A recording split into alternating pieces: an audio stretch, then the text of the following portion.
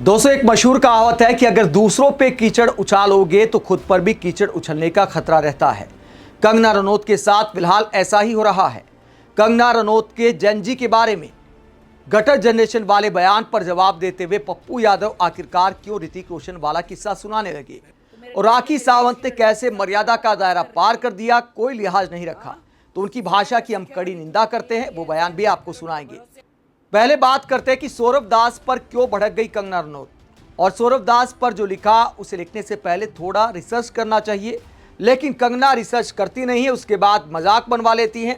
सौरभ दास ने कंगना के बयान पर उन्हें जवाब दिया था और कहा था कि उन्हें कोई सीरियस नहीं लेता। जेनजी वाले बयान पर सौरभ दास ने मजाक उड़ाया था कि वो उल जलूल भाषा का इस्तेमाल करती रहती हैं, एक सांसद को ऐसा नहीं बोलना चाहिए। तो सौरभ दास की फोटो लगाकर कंगना ने उन पर टारगेट किया है। ये स्टोरी लगाई है सौरभ दास के बारे में कंगना ने, और क्या बोला है सौरभ दास को। कंगना ने कहा कि 28 साल का ये शख्स खुद को छात्र कैसे बता सकता है, मुझे समझ नहीं आता। हालांकि सौरभ दास ने कभी अपने आप को छात्र नहीं बताया। सौरभ दास तो एक पत्रकार हैं, लेकिन कंगना ने शायद रिसर्च नहीं किया और कहती हैं 28 साल का ये शख्स खुद को कैसे छात्र बता सकता है, मुझे समझ नहीं आता। मैं पिछले 2 साल से राजनीति में हूं, लेकिन पिछले 20 साल से सार्वजनिक जीवन में सक्रिय हूं। इस उम्र में मुझे 2 राष्ट्रीय पुरस्कार मिल चुके हैं। एक नई सांसद के रूप में मैं काम के बोझ से अभिभूत थी, क्योंकि मैं एक film maker, performing artist, producer, screen writer और उद्यमी हूं। आगे वो कहती हैं, लेकिन उसके जैसे लोग जो पूरी तरह निकम्मे और बेरोजगार हैं, कभी नहीं समझ पाएंगे कि किसी भी उम्र में हर समय भारी डिमांड में होने का क्या मतलब होता है। यानी कंगना का मतलब है कि वो इस उम्र में भी भारी डिमांड में है, लेकिन बॉलीवुड में तो ऐसा दिखाई नहीं देता।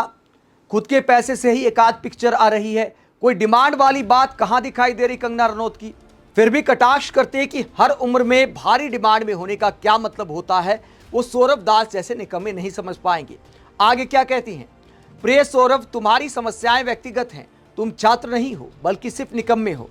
चलो शुरुआत किसी हुनर को सीखने से करो, यही एक अच्छी शुरुआत होगी। तो पत्रकारिता में जो हुनर दिखाया सौरभ दास ने, उसे लेकर ही तो कांग्रेस जनता पार्टी ने उन्हें मुख्य प्रवक्ता बनाया। उसके बाद पहले ही आंदोलन में कमाल का हुनर दिखा दिया। ऐसा हुनर दिखाया कि आपकी सरकार के 2 मंत्री सौरभ दास के साथ बराबरी की टेबल पर बैठकर बात करते हैं। जो आला कमान आपको फटकार लगाती है, भले आप सांसद बन गई, सौरभ दास अब तक सांसद नहीं बन पाए हैं, लेकिन आप जो उल जलूल बयान देती हैं, जो जेपी नड्डा सौरभ दास के साथ बराबरी की टेबल पर बात कर रहे थे जब बीजेपी के अध्यक्ष थे, आपको बुलाकर आपको फटकार लगाई थी कि बकवास बयानबाजी बंद करो, पार्टी को मुसीबत में डालना बंद करो। तो सौरभ दास के हुनर पर आप कैसे सवाल उठा सकती हैं। कंगना रनौत सौरभ दास पर नाराज हो रही हैं, तो पप्पू यादव क्या कहते हैं। पप्पू यादव इतिहास याद दिलाते हैं, कंगना का इतिहास याद दिलाते हैं, और क्या कहते हैं जरा सुनिए। और जो जिस एमपी की आज़ादी ही 14 में हुई हो, उसके पहले महेश भट्ट है, ऋतिक रोशन है, राकेश रोशन है, शेखर सुमन है, उसका बेटा है, ये सब यदि सामने आएगा तो बहुत बात होगी।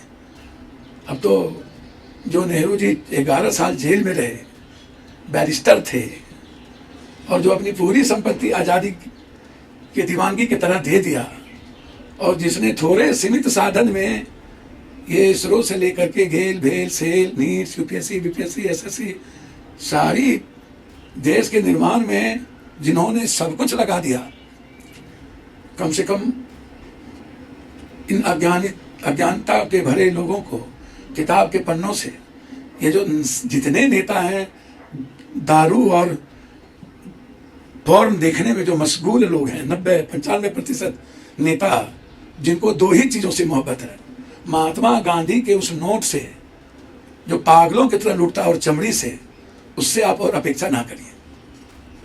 तो निशिकांत दुबे को जवाब देते हैं, कंगना रनौत को जवाब देते हैं पप्पू यादव। जब निशिकांत दुबे ने भरी संसद में देश के पहले प्रधानमंत्री पंडित नेहरू पर कीचड़ उछाला था, उन्हें अय्याश बताया था, और कंगना रनौत को जवाब दिया है पप्पू यादव ने। पप्पू यादव के अलावा कांग्रेस ने भी कंगना रनौत के बयान पर और निशिकांत दुबे के बयान पर और इसके अलावा नए शिक्षा मंत्री पर मोदी सरकार को घेरा है। पवन खेड़ा क्या कहते हैं जरा सुनिए।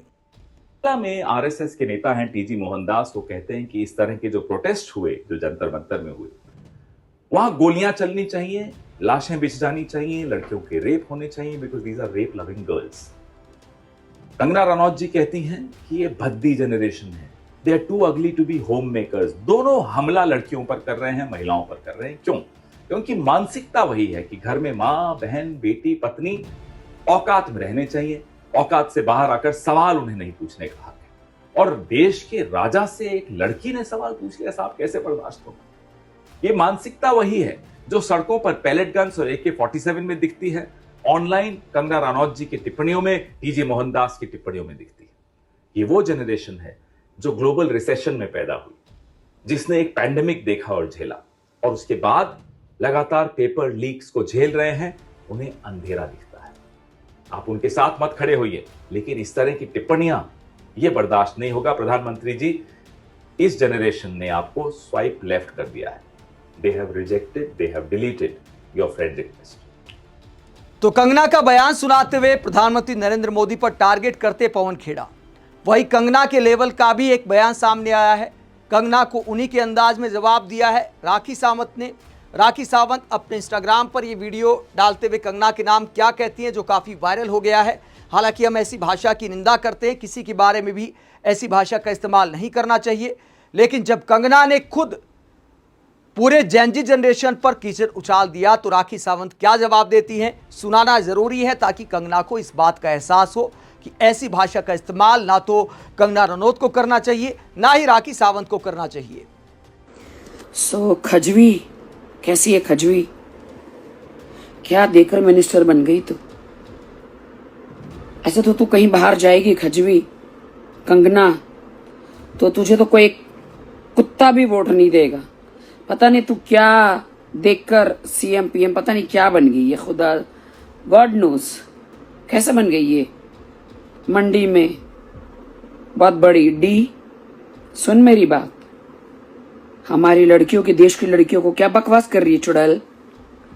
हाँ, क्या बकवास कर रही है मेरे स्टूडेंट लड़कियों को, मेरे देश की लड़कियों को?